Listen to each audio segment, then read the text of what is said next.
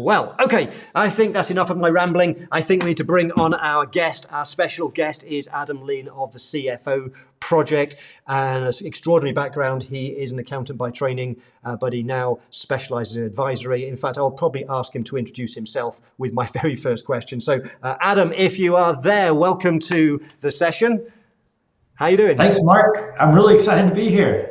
Oh, it's great. It's great. And nobody else knows this apart from you, but I was on your podcast talking about value pricing recently. So thank you for that, and welcome to this session. Do you want to just start, Adam, with just a very quick intro about yourself, your background, and what it is that you do?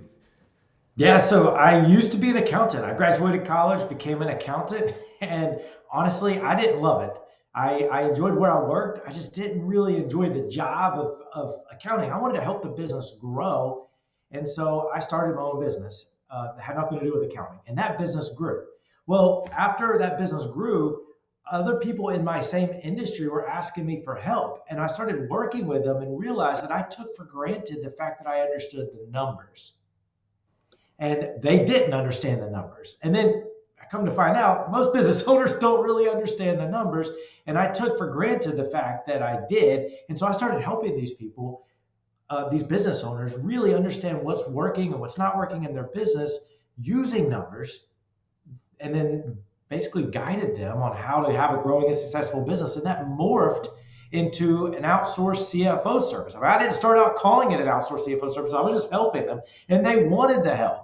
And so that morphed into a CFO service. And so fast forward almost 9 years, we have a training program where we train accountants and bookkeepers and CPAs and enrolled agents on how to offer these outsourced CFO and advisory services to business owners and get paid handsomely for it.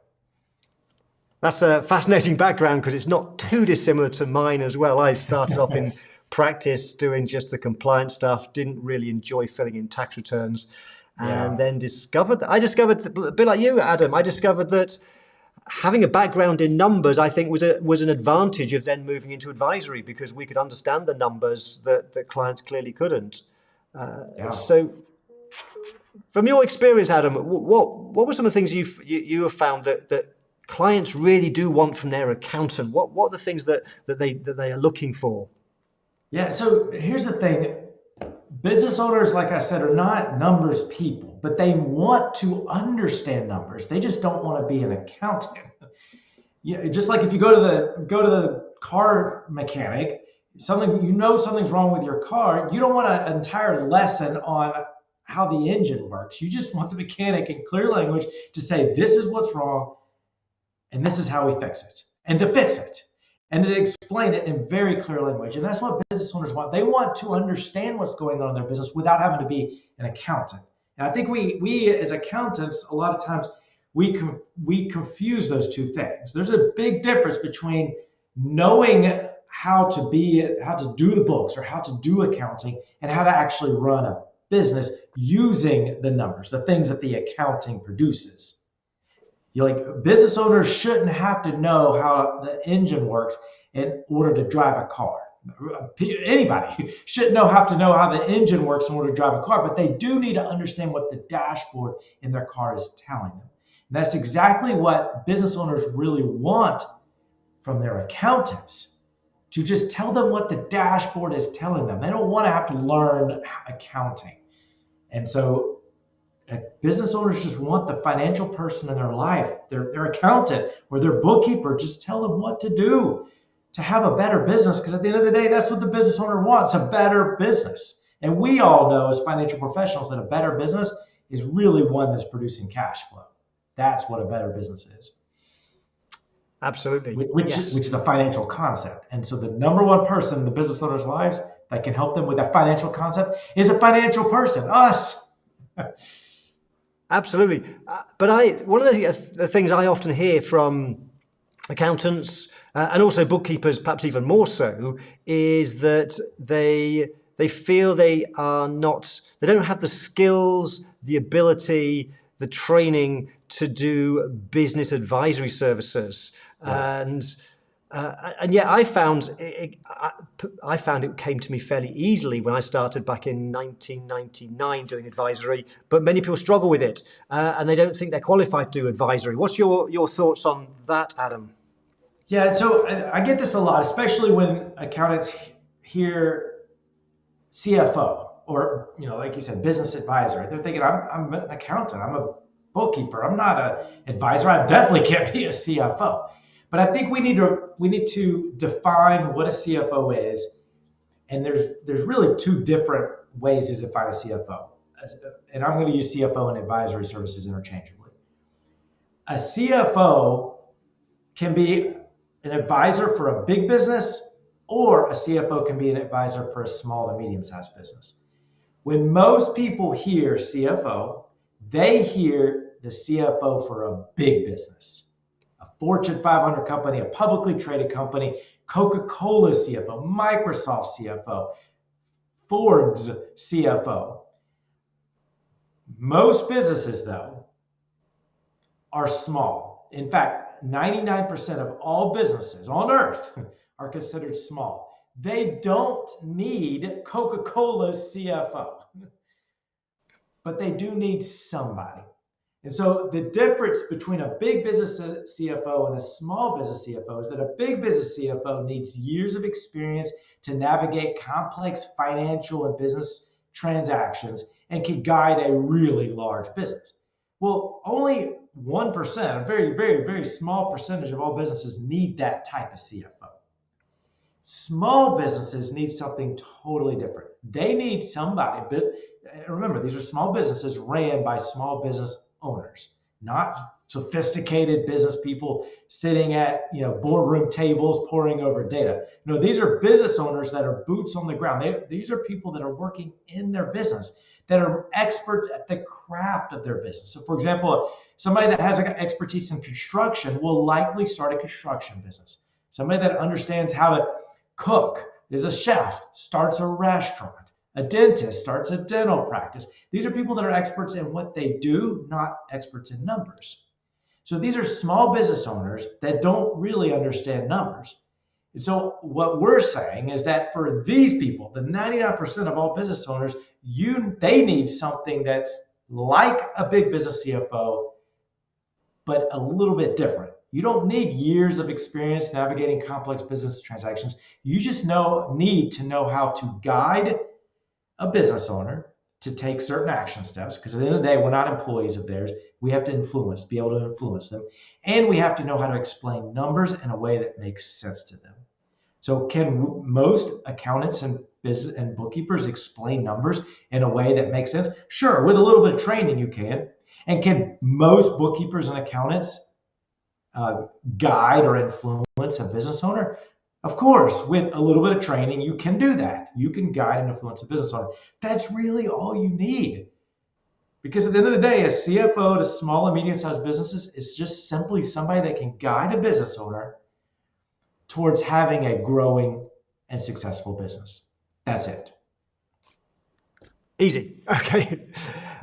So one of the questions going through my mind as you were talking about that is, have you found, Adam, from your experience, that there is a particular size of business that works really well for advisory? Because I certainly found when I was running my sole practitioner business many, many years ago, and I think about all the advisory work I was doing, there was a certain sweet spot that was my ideal client for advisory in terms of size. And perhaps I'll share that in a second, but I'd love to get your take on that. Yeah, so we say that the best. First of all, there's no hard and fast rules. We've worked with businesses doing 100,000 in revenue all the way up to 40 million in revenue per year. But we do say that the sweet spot of a business is one that's doing between $500,000 and $5 million in annual revenue. And here's why we say that.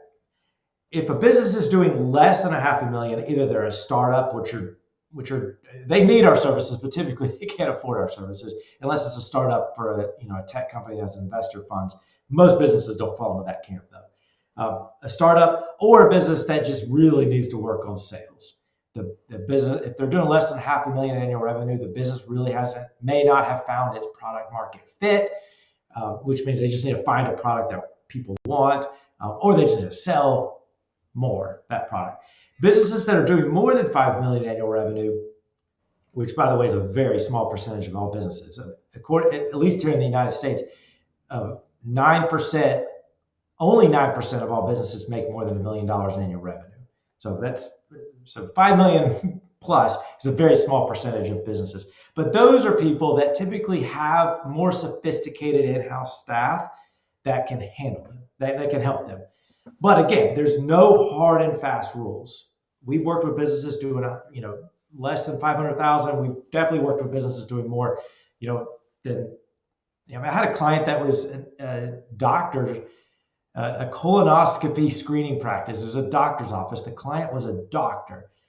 It was about an $8.5 million doctor's practice. And he had barely, and when I say barely, he had barely a bookkeeper.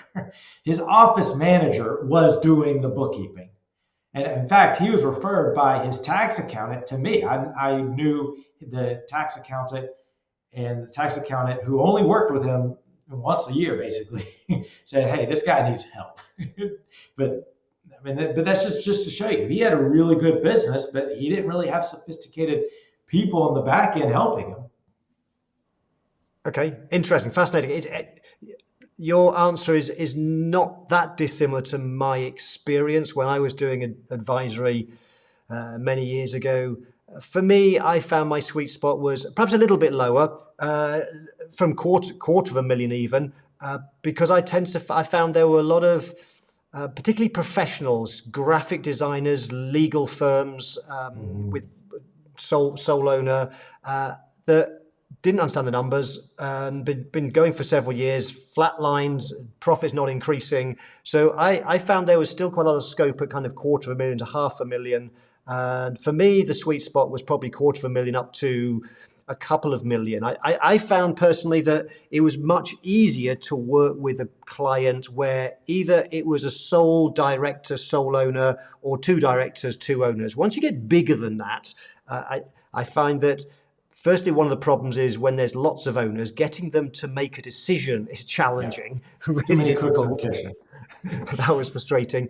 And also, when they are bigger, when they're kind of 4 or 5 million, I found they were more likely to think they knew it all. They'd got a big business and they kind of didn't need me. Perhaps that's because I was a sole practitioner. I don't know. But for me, it was definitely $250,000 to about 2 million was the sweet spot for me. I will say I agree with the spot about the know-it-all. That's one thing I've definitely noticed about businesses that are business owners that just started. This is one of the reasons why we don't recommend working with startups, is that these people definitely feel like they know it all. They have an expertise in the craft, and they know that they're going to dominate in the business world. And so they're going to start a business, and they don't need our help, especially somebody that knows nothing about their industry. But then they get into business, and fast forward a couple of years, they've been knocked down a few pegs, and they've realized that they don't know it all. They've been humbled a little bit. By this time, they're making, like you said, $250,000, $500,000, $1 million in annual revenue. When somebody like us comes along and says, "Look, you're an expert in what you do. We are an expert in understanding how to have a profitable and higher cash flowing business. Let us team up. And I'll guide you every single month to ensure that you not only not fail, but have a growing and successful business." They are ripe at this stage for our help. 2 years ago, they weren't. But now they are, because they have some pain points. They have some experiences that they've went through that they'd rather avoid. They want to ensure that their business is successful, and they can recognize a professional when they see one. So yeah, that was a good point. And that leads me on to another thought, that another objection I get from sometimes accountants, bookkeepers, is they say to their clients, "We can do business advisory, we can help you improve your business." And the client says, "No, I don't need that." And after a while, they just assume that nobody needs that sort of help. But what I always teach people is no doesn't mean no. No simply means not now, not yet. Because the first time you mention a new service like advisory, the client's probably never heard of it before, they don't understand it, they're perhaps okay right now, but just because it's no today doesn't mean a year from now it's still going to be no. And one of the things that we have to do if we want to get more clients buying advisory is systematically keep asking every year, bring up as part of our cross-selling script, talk about advisory services, because we never know when suddenly it's going to be the right time, when the pain's big enough that they suddenly realize they need this thing we've been talking about for 3 or 4 years. Absolutely. I completely agree. And I think a lot of times when people like us say get a no, it's not because the business owner doesn't need it. It's just the way we presented it. And I completely agree with you that business owners don't have context. It's not like we're selling another brand of toothpaste. If we were selling another brand of toothpaste, we don't have to convince people they need toothpaste. We just have to convince them they need our brand of toothpaste. Well, business advisory services or CFO services, that's very foreign to most business owners. So we can't just go up to them and say, hey, I offer advisory services now. It's $2,000 a month. You want to sign up? They're going to say no, or they're going to ghost us because they have no context. We have to position what we do in a way that makes sense to them. So again, we're not selling another brand of toothpaste. We don't have to convince them that they need toothpaste. But in CFO world, we do. We have, for advisory services, we do have to convince them they need toothpaste. And then we have to convince them they need our toothpaste. And that is a tall order, but it can be done through I know you teach it, Mark. We teach it, but you have to position it the right way, because in my experience, the accountants, they get a no, they just haven't presented it in the best way. Absolutely. It's all about words. It's about communication, how we communicate the value of what we do. Yeah. I want to go back a bit because Adam, you were talking earlier about the fact that we're defining CFO services, that CFO services for a small business is very different to CFO for a Coca-Cola. Could you just go a little bit deeper on that and just clarify, and perhaps with a bit more of a focus on what is it about CFO services for the small businesses that are particularly important? Where should we be focusing? Why is that so different to a CFO of a Coca-Cola? So we define a CFO for a small business as somebody that a business owner can trust to guide them towards having a growing and successful business. Well, there's sort of 3 elements to that. First of all, you have to be somebody that the business owner can trust. As financial professionals, accountants, bookkeepers, they already trust you because they know that you understand the numbers, something they're weak in, or an area that they're insecure in. So they trust you. You have that checked. The second part of that is that you then need to be somebody that can guide a business. Now, Coca-Cola CFO, that person's job is to actually lead the team, and I mean they're an employee of the business, and their job is to actually ensure that this happens. Well, a large part of what they do is to execute, to make sure that the business is growing. As advisors, we are not executing. We're not doing anything. We're guiding. So we've got to be somebody the business owner can trust, because without the trust, they're not going to take our guidance. So we have to make sure they trust us. Then we have to guide them. Now, as I've heard a lot of accountants say, well, I know exactly what's wrong with my client's business. They just won't do what I say. Well, you may have the trust down, but you haven't really gotten the guidance part down, because that is an art as much as it is a science. It's like teaching a bunch of third graders, how to do multiplication. You could be the best teacher in the world. You could have a PhD in mathematics, but if you can't explain something in a basic level, because remember, business owners are not financial people. They're not accountants. If you can explain something and the person understands it, they will be more likely to do it, to execute. So we've got to guide them in a way that they know what to do with the information so they can execute.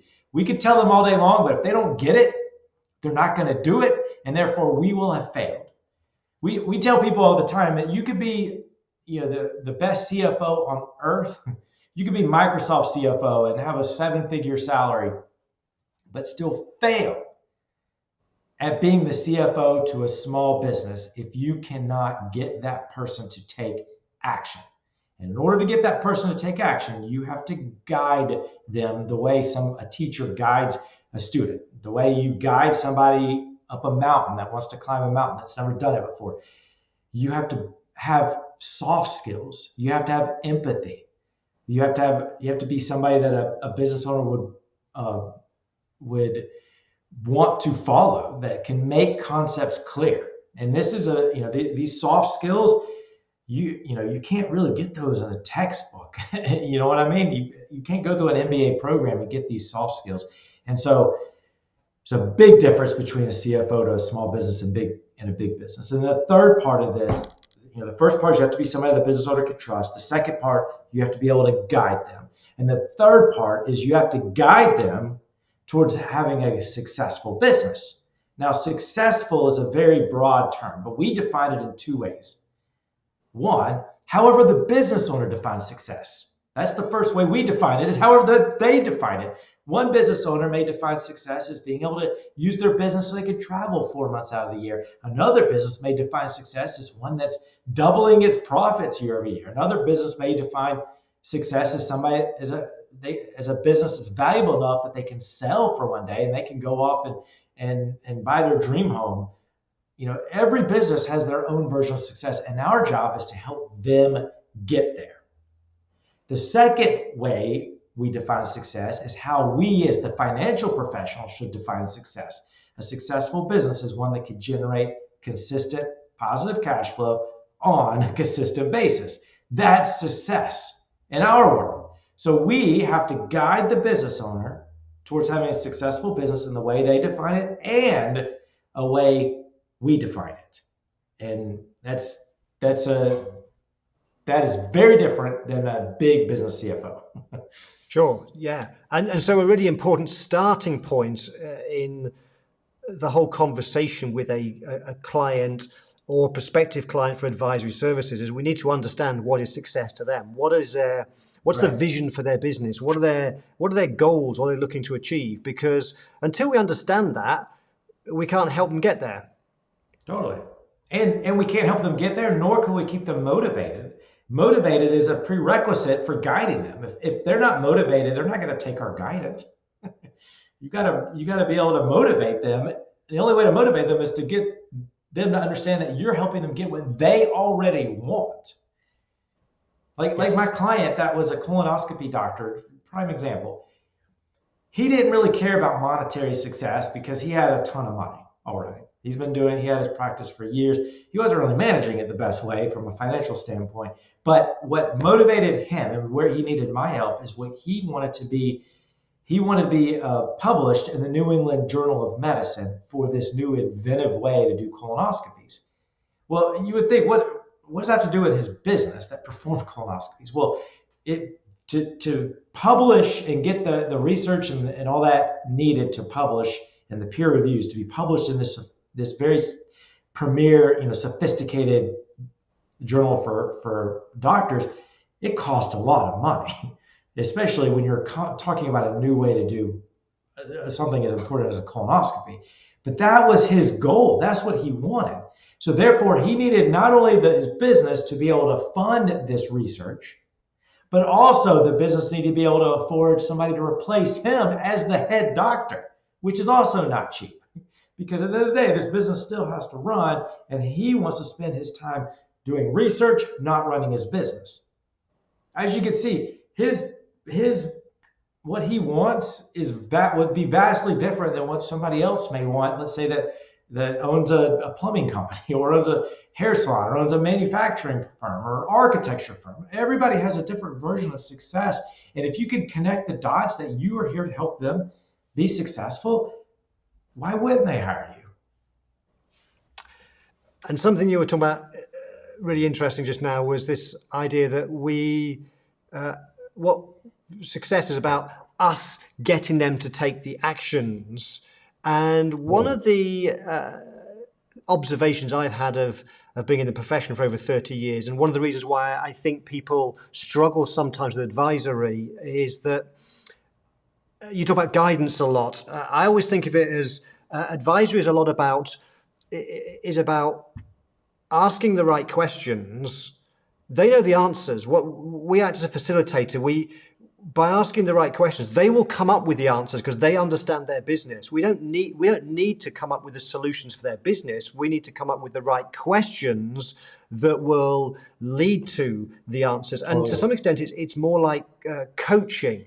But the challenge I think we face in the profession is that we are kind of brought up in the profession to being solution providers. Someone asks about tax, we give them the tax answer. Whereas I see advisory as being different. It's about asking the right questions and and then when the business owner comes up with the right answer, they're more motivated, as you talked about earlier. They're more motivated because it's their answer, it's their idea to grow the business. Any thoughts on that? Do you agree with that, or perhaps disagree? I 100% agree with that. I mean, look at the colonoscopy. Going back to that example, what did I know about that industry? Nothing. Never had a colonoscopy myself. I never had a client in the medical world. I never worked a day in the medical profession. But that wasn't my job, to be a medical expert. My job was to understand the numbers, see what's going on in the client's business, and then guiding the client to come up with the right answers. So I basically went to I went to my client, and this is what happened with every client, said, this is what's working and this is what's not. And I prioritize what's not working, and we're going to work on these 2 things or these 3 things this month. Now, Mr. or Mrs. Client, how do we do this? I'm telling you what needs to happen. You're going to tell me how to do it. Now, my job is to guide the conversation, just like you said, by asking the right questions. Like here, a case in point, going back to this colonoscopy example, one month I went to my client and I said, all right, this month, ended up taking like 4 to 5 months, but this month, I want you to focus on one thing. You've been getting a lot of leads from family practitioner doctors who have told their patients, I need you to get a colonoscopy. Their office, the family practitioner's office, is setting up appointments with your office, but only 60% of those appointments actually show up for their appointment. Now, how did I know this? Well, because I'm monitoring all the drivers that drive cash flow. Well, leads and conversion rate are 2 of the drivers of cash flow. Leads, in this client's case, are family practitioner patients being booked on my client's schedule. That's a lead. The conversion rate is when they actually show up for their appointment, because we all know, or at least my client knew, you cannot get 100% of people to show up for a colonoscopy. It's just not practical in that world. But he didn't realize it was only 60%. I told him, if you can get that number from 60 to 65%, just 5 percentage points, it will add $400,000 to your cash flow. Why? Because those 40% of the time when nobody shows up, he reserved that room, which means there's opportunity costs that are gone. You can't resell that room. Plus, he reserved an anesthesiologist, which is a very expensive specialist. He reserved 2 nurses, and he had a team of doctors on his, and the actual doctor performing the colonoscopy. That's 4 giant payroll items that are being wasted 40% of the time. So I said, if you could get, sorry, go ahead. No, I was going to say that's gold, but what you've illustrated there, it's because we understand the numbers at a much deeper level than our clients do. Exactly. He would have. There's a ton of things my client could have done in his business, and without somebody like me prioritizing it for them, for the client would be focused on what they knew best, and what my client knew best was how to perform colonoscopy. So he's thinking about things like, how can I be a better, doctor?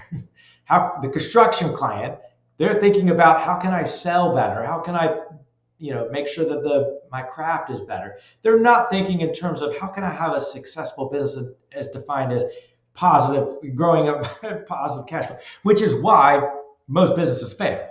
I mean, let's be honest. Most businesses fail because they didn't have enough cash flow. I mean, why didn't they have enough cash flow? Because there's nobody in their life telling them how to get cash flow. Somebody in their life telling, look, your product market stinks. Your product market fit stinks. Nobody wants what you're selling. So let's pivot before it's too late. or you're spending too much in expenses, or your marketing, you're focused on the wrong things when it comes to marketing, or we need to increase your prices. All of these things impact cash flow, and not that many people are telling business owners that. Especially, I mean, I'm gonna make a bold statement here, but especially business coaches. A lot of business coaches and consultants are doing a disservice to their clients because they're giving advice without understanding the true impact of cash flow. Interesting point. And you said a word back there a little while ago that I think is so important, and that's the word priorities. Because I find I talk to so many business owners. I was talking to an accountant in Portugal just 2 weeks ago. Some people here were in Portugal with me will know exactly what I'm talking about. And they had this list of that they knew all the things they had to do to get the results they wanted. They knew all the things. They just had no idea where to start. And it was, I think the same with all business owners. They know what they need to do. They've got the answers. But because there's so many things they have to do, they are just totally overwhelmed, don't know where to start. And what we can do is look at that with an outside-in perspective, with an understanding of the numbers and say, well, looking at that list of 10 things, these are the 3 things that you need to prioritize over the next 3 months. And then we can help them focus on the things that are going to have the biggest and the best impact. Yeah, absolutely. We got to prioritize it based on how much would have the biggest impact to cash flow. So that's the number one is at the top. In other words, it's like the biggest domino that if you knock that one over, it'll help all the other dominoes. So if they're having payroll issues, payroll is a percentage of revenue, for example. If that's too high, well, is there a bigger domino that if you knock that one over first, it would also take care of the payroll? You know what I mean? So that's our job, is to figure that out and then present it to the business owner in a way that makes sense to them. And then just ask them the right questions on how to accomplish that. So in other words, what we're doing is taking this big elephant, and instead of just telling the client, here, you've got to eat this entire elephant in one sitting, we're breaking it down to bite-sized pieces. Because again, if we overwhelm the business owner, they're not going to take action. Just like if you give a 3rd grader, algebra, to try to teach them algebra, it's just too much. You've got to take them where they're at and guide them. My client, I may wanted him to get to 65%, but even if he only got to 63% in this conversion rate, at least he was going in the right direction. And that's what we want at the end of the day, because no business is perfect. Every business has room for improvement. And so we just want to get our clients to go in the right direction. And if he was going in the right direction, then I was satisfied.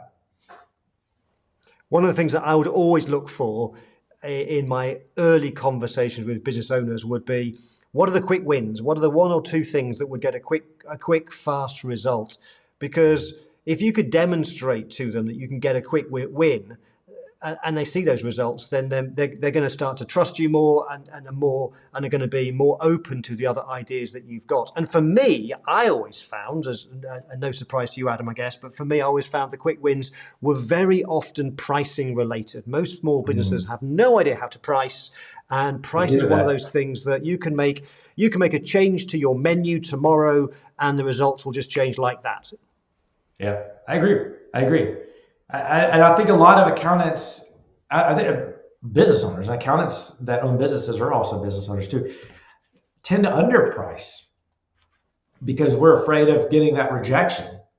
And I was that way early on when I started out. I underpriced. I know I did, but I was afraid of rejection. I wanted those yeses. But I realized that once I started raising my prices, people didn't not only not reject me, they actually bought at a higher clip because it just seemed more valuable. But I got over my fear of charging more because business owners, when it comes to advisory services, their business has to work. It's not a hobby for them.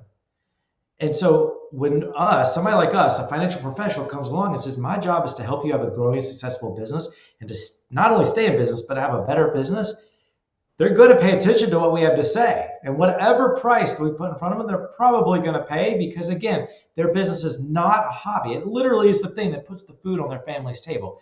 Plus, their ego and pride is wrapped up in their business. They can't suffer a business failure. What are they going to do? Go back and get a job? No, they don't want that. And if somebody like you says that you're going to help them, but again, it's like we said earlier, it's all about positioning. You have to position it in a way to get them to understand that what you're going to do is help them have a successful business. Yeah, absolutely. I think, Adam, at this point, there's been a few questions come in. I've got loads of questions still to ask, but one came in a while ago from Abby. Let's just deal with Abby's question. She's from the UK. She says, I would like to change my business model from being an accountant to a business advisor. What are the first steps to do that, or where do I start? Ooh, that's a good question. I would say the first thing, Abby, and for anybody that is thinking about advisory services, is to really understand what advisory services are. And the advisory services are different than an accountant, than doing the job of an accountant, but it uses the same knowledge and experience. In other words, you can leverage your knowledge and your experience as an accountant by being an advisor because you understand the numbers. And so I'd say the very first step is to understand really what an advisor does, and if you want to do that. There's a lot of accountants out there that just really like the transactional and compliance. They like putting the right numbers in the right box, and they're having the ducks in the row and their T's crossed and their I's dotted. But the vast majority of accountants that I've come across, and I certainly was one of them, was somebody that not only wanted to make sure that the past was recorded correctly, but also to use that data to help the business grow, because you're having way more of an impact to business owners' lives by helping them grow, by helping them have a better business. And that's just, you're having more of an impact, and it's just a better career experience because you're doing something that's more meaningful than just putting check boxes, and putting the right numbers in the right check boxes. You could be the accountant, the best accountant for the Titanic, but the Titanic still sunk at the end of the day. So what does it matter? You could be on the top deck recording, oh, well, the Titanic is listing now at 90 degrees, 110 degrees. And, you could have said, all right, the Titanic sunk, but I did my job as an accountant really well. At the end of the day, the Titanic went down. Well, for businesses, I'd rather help the business grow. So Abby, or anybody that's like Abby, if this is you, if you get excited about the idea of helping business owners grow, then I think that's a sign that you probably are meant to be an accountant, as an advisor. Let me also point out that it doesn't have to be a one or nothing type of thing. You don't have to choose between advisory or accountancy. You could do both. You could be the accountant, the business owner's accountant and advisor. We have a lot of people in our program that do exactly that. They like doing the taxes, and they also want to offer advisory services. It's a great way to differentiate your practice from other tax accountants or bookkeepers if you're a bookkeeper. A great way to differentiate your practice from other bookkeepers, and there's a lot of competitors in the bookkeeping space, not to mention all the tech companies, is by offering advisory services, because that's something that most people can't do, especially tech, be that the advisor. So that's a great way to differentiate. But we do have a lot of people that says, look, I cannot go through another tax season. I don't want to be an accountant anymore, but I want to leverage. I don't want to just throw all that experience away.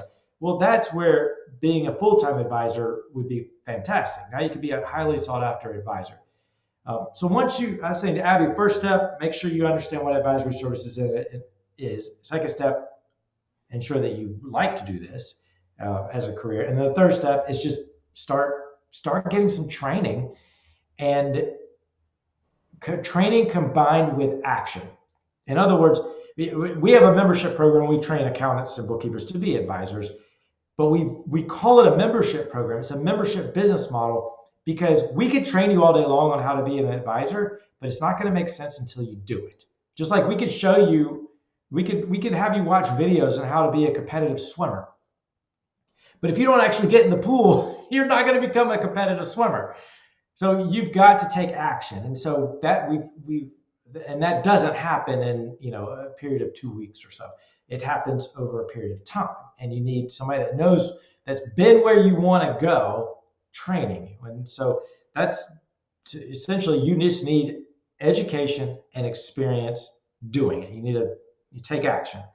There's this concept, my last point here, there's this concept called the confidence loop. You may have heard of it, Mark. But the idea is that most people think, I can't do something like be an advisor until I'm competent at it. Well, the problem is nobody on earth has ever been competent at anything without actually doing it first. So you've got to do it first. So the idea is that you've got to take action. More action you take builds confidence. More confidence that you have, the more action you'll take as this flywheel, and eventually you'll become competent. So you can't start by saying, I will not offer advisory services until I'm competent, because that will never happen. You've got to take action by getting a training, and then the training, you'll get some experience, and that'll build upon itself. And then all of a sudden you'll become more competent, and you just continue to grow from there. Yep. Makes so much sense. I talk about the same thing when I'm teaching accountants and bookkeepers how to be confident on camera. If they're doing YouTube videos, webinars, live streams, you can never be confident until you've actually started doing it. Okay, let's move on. I think we answered Brian's question as well at the same time, because Brian said, what might be the first 3 steps to change from accountant to accountant and business advisor? And I think you gave 3 tips, so we can probably tick that one off. Let's move on to another subject, which we actually started to touch on before that question, which is, how much should you be charging for this type of service? And a little while ago, there was a question came in from, and I apologize, I always forget your name because it just says Cruise Crazy, but the question was for your suggested fees of $2,000 per month, how much time would you invest? So let's use that as a jump off point to talk about how you would charge for this type of service. First of all, I love the username Cruise Crazy. I love going on cruises. That's a good question. I said $2,000 a month, but really, you should, in our experience, you should charge in our opinion, you should charge a flat fee for your services. And we recommend it should be anywhere between $1,500 and $5,000 a month. But again, it really depends. It depends on several factors. But $2,000 is the average that the members in our program charge. So we do polling on a regular basis. So right now it's about $2,000. Now, there's a big difference between a fractional CFO advisory service and what we call a productized CFO advisory service. The way we teach how to be an advisor is by offering a productized CFO service, and I'll explain the difference in a second, but a productized CFO service means it's scalable, and so it takes about 4 hours per month per client to provide this advisory service in a way that's scalable. Whereas a fractional CFO advisory service means that you're creating this sort of customized engagement for every client that you have, which means you're doing something different for each client, which means it's going to take up way more of your time, and you are probably the only one that can do it. You can't involve your team, and you can't really take on more than 3 or 4 of these engagements because they are literally part-time jobs, and most people can't have a ton of part-time jobs without going crazy. So what we suggest is you follow a system to provide an advisory service so you get the best of both worlds. You get the benefit of it being a service, which means you could charge a lot for it because you could charge for value, which I know I'm preaching to the choir here in terms of charging for value. But also you get the benefit of it being productized, meaning if, like I take my iPhone, Apple created the iPhone once, and then they manufacture it thousands of times a day. They've scaled because they're productized. Every time an Apple iPhone goes into the assembly line, they're not having to come up with all new code for the software and the hardware and all that. They've developed all that, and they just duplicate it multiple times a day. It's the exact same philosophy with a productized CFO service. You're taking one system, and you're performing that same system in every one of your clients. They don't know it's a system, you do. So that way you can incorporate your team if you wanted to do parts of the system. You can switch off between you and another person on your team to help the same client because it's a system. It's like an assembly line in a sense. So it's the best of both worlds. That's why we call it a productized CFO service. So that's why it only takes us about 4 hours per month her client to do. Okay, fascinating.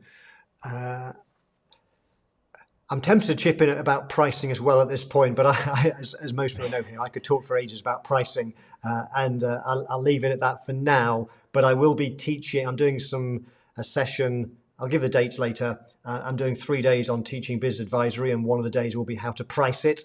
So watch this space. It's next month. Let's move on to a couple more questions from other people. And it'd be interesting to get your perspective on this, and I'll share mine as well. Maria asks this question. She says, thank you for teaching us about CFO services. I'm trying to add these services to my website, but I'm having difficulty deciding on the name. Business advisory services, financial advisory services, or fractional CFO services, or even something else, Adam. What would you suggest? This is a good question because it comes up a lot. And I have a very different take on how most people would answer it. To me, it really doesn't matter what you call yourself. I mean, like when I did it, I just call myself a CFO advisor. But it does not matter really what you put on your website or your LinkedIn profile, because most of your clients, in our experience, are not going to come to your website first. But when they find you, they're not going to find you through your website or through your LinkedIn profile. They're going to find you through some other way, either a personal introduction or some sort of other relationship that you've built. And so when you go up to that person and that business owner, they ask you what you do, it's not the time to start selling by using complicated jargon like I'm a fractional CFO and I help businesses generate consistent positive cash flow and blah blah blah. That it's just way too much too soon. All you need to communicate is that you are a financial professional that helps businesses have a better and growing business. Typically, what we advise them to say is, I help business owners. If you know the business owners industry, you said, let's say they own a plumbing company. I help plumbers have a growing and successful plumbing business. And all you're waiting for is that person to say something to the effect of, tell me more. Once that happens, then you have the in to start a process to sell them. You don't want to sell them right then, but you at least have the in to start selling. You have piqued their interest. So notice when I said I help plumbing business owners have a growing and successful plumbing business, I did not use the word advisory, CFO, accountant, fractional CFO, or any of that. I'm saving the jargon for later. Later, when it comes time to proposing them, you could say, well, I do all this in a CFO advisory service, or you could call yourself a business advisor or an accountant that offers advisory. It really doesn't matter, honestly, because you don't want them to focus on that. You want them to focus on what you do. In other words, there's this marketing professor at Harvard that coined this phrase, people don't want to buy a 1/4-inch drill, they want a 1/4-inch hole. In other words, business owners aren't waking up thinking, oh, I need a fractional CFO today. That's the drill. They're not. They just want what the drill provides, which is having a growing, successful business. That's what you need to market. That's what you need to focus on, the whole, the end result. How you call yourself, whether you're a drill, a hammer, or a wrench, the business owner doesn't care. They just want the end result. Great. Said it so much better than I could have said it. I hate all of those phrases. I wouldn't use any of them on the website. Our website should be talking about what's the pain that we solve and the solutions that we provide. We shouldn't be using words like business advisory services in front of a client, because no client understands what that means. It goes back to what we said at the start, Adam. It's about communication. We have to communicate the value to the customer of what we do, not the fancy names we give 100%, it. 100%. We have, I think, time for probably a couple of questions, one from me, and I think there were two from Lisa. Let me do this one, because she said, what scares me is that any wrong action will negatively affect my client. How do you get over that? Which I thought was an interesting question, because I'm thinking that actually the negative actions from compliance work can have far worse consequences. But what are your thoughts, Adam? Yeah, that was my first thought too. Being an accountant or bookkeeper has way more liability associated with advisory services because there's legal and tax implications to what you're doing, and any wrong action there has way more liability than advisory. Because advisory, you are just advising. You're telling them what you think. It's up to them whether or not they take it. You're not, as an advisor, you should not be signing checks on their behalf. You should not be dictating anything on their business. You're working with the business owner by guiding them, by telling them. It's very similar to like working with like a therapist if you're a tennis player and working with a coach. Like they can tell you all day long. It's up to you to take the advice. And so now the liability shifts from you to them because they're the ones taking the advice. So our job is to guide, not do. The other thing I would say is that is when you say negative action, I wonder what you mean by that, because if you're looking at the numbers and your job is to help the business have a successful business in the two ways we define it, how the client defines success and how we define success as cash flow. If what your advice is helping them do is helping those two definitions of success, how is that negatively impacting?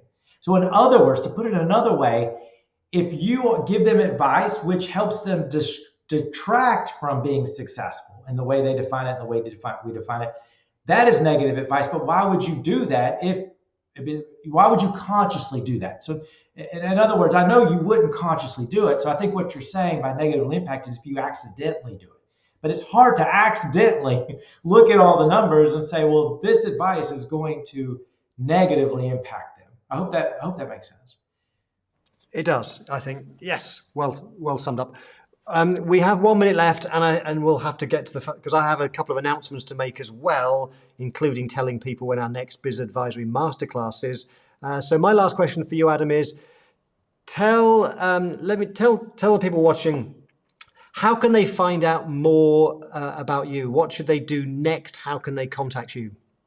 Yeah, so the website is thecfoproject.com, thecfoproject.com. If you go to that website at the very top, if you're on the desktop, it says free training. If you're on a mobile phone, just click the 3 lines, the hamburger menu, and just click free trainings. And we have 4 different trainings, and they're either conducted by me or my co-founder or a couple of our trainers. Either way, that is probably the first step we would recommend, because these trainings will help you decide if advisory is right for you and what you need to be qualified to be an advisor and how to go about getting qualified. And these are all free trainings. There's 4 different trainings. Just pick one that appeals to you the most and go from there. Wow, thank you, Adam. And we'll put the links in the comments and we'll put the links in the descriptions and so on. Thank you so much for all those insights. We could have gone on for much longer, so perhaps we'll have to do this again sometime. Absolutely. And do a part B. Okay. Absolutely. Thank you, Adam. We'll speak again soon. Thank you, Mark. All right. Okay. I have a couple of, wrong button, a couple of announcements to make, and then we'll wrap up in 4 minutes. If you got some value out of that, please hit that like button, the thumbs up, whichever platform you're on. Please feel free to share it with your friends and colleagues. I'd also love to know in the comments, which you can do while the countdown music's playing, tell me what was the best thing that you've learned. But here's 3 things very quickly. So we do it every year, our Business Advisory Masterclass, where for 3 days, I will be teaching you how to price, package, promote, and deliver advisory services. That takes place June 25th to the 27th. So mark that in your calendars, June the 25th to the 27th. We will be giving out some completely free tickets for the training, and it's going to be about 10 or 11 hours of training. We're going to go deep. I'll also be doing a special brand new session this year on how you can use ChatGPT and AI to help you with delivering powerful business advisory. So June the 25th to the 27th, mark that in your calendar. Second thing out of 3 is our next live stream is next week, May the 28th. It won't be me. I'm on vacation next week. I'm going to Switzerland, but my colleague Emily will be doing some powerful stuff on ChatGPT next week on May the 28th. And the last thing I want to tell you about is If you would like to have a one-to-one with me and ask me questions, there is now a way that you can do it. Let me just play you this short little video where I explain how you can ask me any questions that you like. Have you ever wanted to have a one-to-one conversation with me about value pricing, about business advisory, ChatGPT, how to grow your accounting firm? Well, now you can whenever you want through my digital clone. So when you click on the link, it goes to a page that looks something like this, where you can ask me questions.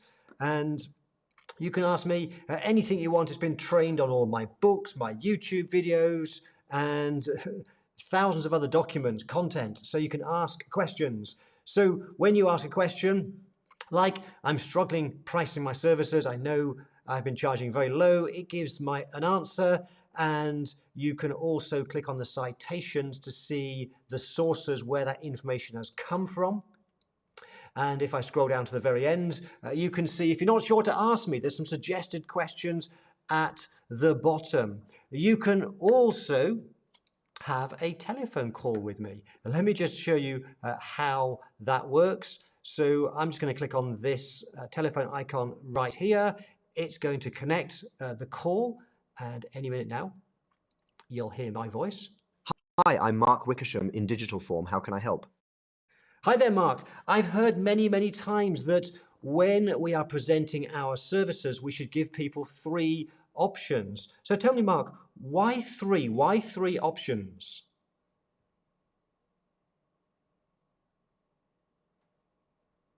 Absolutely. The concept of offering 3 options is indeed powerful, and it's something I advocate strongly. This strategy, often referred to as the magic of 3, taps into a fundamental aspect of human psychology. When you present 3 choices, let's call them bronze, silver, and gold, it creates a scenario where the decision-making process shifts from a binary yes or no to which one. Most people tend to avoid the extremes of the cheapest or... Okay, so I'll end the call there, but you could then carry on that conversation. Once I've given the answer, you could ask a follow-up question. You could ask a different question. So you can speak to me via a telephone call. If I go back, if you prefer written, then you can ask questions here. And also, you can use the microphone symbol to ask questions in just the same way.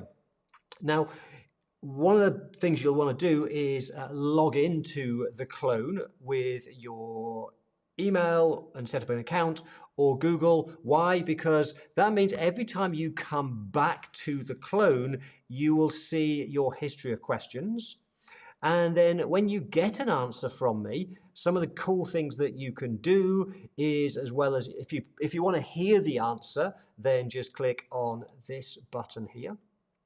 And any second. That better reflect the value they receive. So there's me explaining the answer to you. What you can also do, as well as come up with different questions, you can make it more concise. You can go deeper, or you can ask me to give you some examples, and I will do exactly that. There are so many things you can do to go deeper and deeper and get just the answers you want from me over a number of different topics. It might be value pricing, it might be how to deliver business advisory, it might be ChatGPT, how to grow your accounting firm. So you'll find that I'll give you the link. You can have a play with it, ask me questions, and just pick my brains as much as you want. That is my digital clone. Okay, so I've spent the last couple of weeks training that up. We are still training it. Claire's asked, where can I find the clone? We will put the link in the comments and in the description, and so you can go along and ask any questions you have about any of those kind of topics.